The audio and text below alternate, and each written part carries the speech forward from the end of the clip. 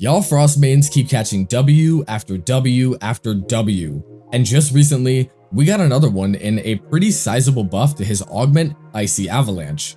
Icy Avalanche previously granted 60 overguard per enemy hit with it, and that was about it. Decent enough survivability if you scaled it with strength, but otherwise, kinda eh. So guess what Pablo did? Made it infinitely better. Frost got a new passive with Jade Shadows that made his own armor scale off enemies with cold within 15 meters. Initially, this passive sounded really cool and synergistic to me, but after realizing that player overguard could not care less about any amount of armor you throw at it, I kinda passed it off as most people were already using Avalanche's augment anyways. Lo and behold though, the overguard granted now increases by 20% based on Frost's current armor once per enemy. What does that mean?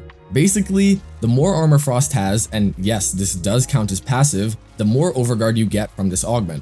Okay, so great, Frost is a better tank now, but pay attention to my health when I cast Avalanche on this fresh group of enemies. Only 6144 overguard. That isn't what I expected.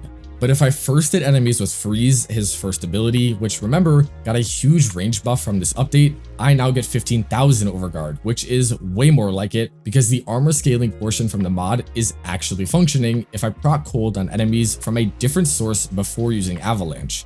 This is a little confusing because you'll notice that enemies do get cold proc before the overguard is granted from Avalanche, leading you to believe that casting that alone should give you more, but it doesn't. I don't know, it's kind of inconsistent. Regardless though, casting Freeze actually has a purpose now, and the survivability off the augment is significantly better. Again, Frost mains stay winning patch after patch lately. It's kinda crazy. Anyways, with that being said, what are people actually using on Frost lately?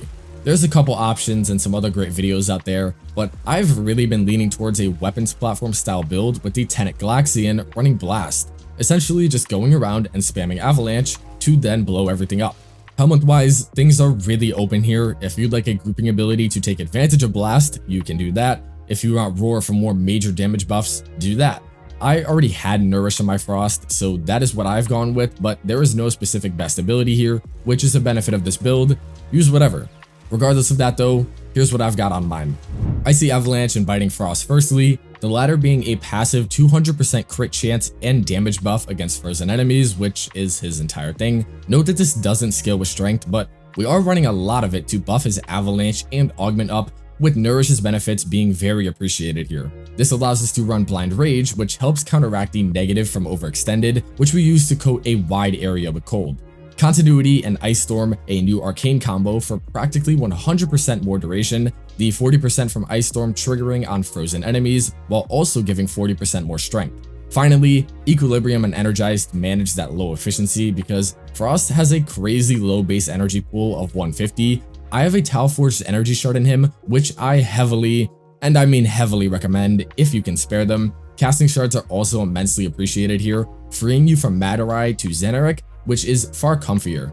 My Galaxian unfortunately has the wrong progenitor from what I wanted. That's on me though, but the basic premise is to build Blast and with the Elementalist mod for some crazy AoE damage. I'm hitting in the millions here. This mod also adds Punch Through, which allows the Galaxian to chain to even more enemies from those hit by the main beam and thus get more blast damage.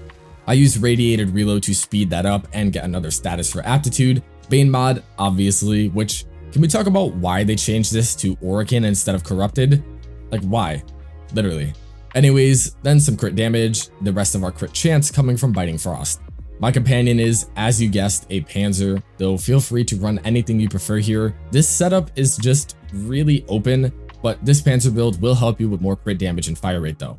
Frost has really gone from zero to hero ever since Reb took over. Genuinely, has there been a patch that hasn't sneaked in some pretty significant Frost buff? I mean, this update was in essence a rework.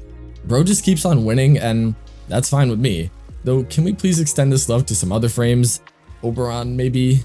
Who knows? A massive thank you to my Patreon, yes I said it right this time, and YouTube supporters, as otherwise I would not be able to do what I do.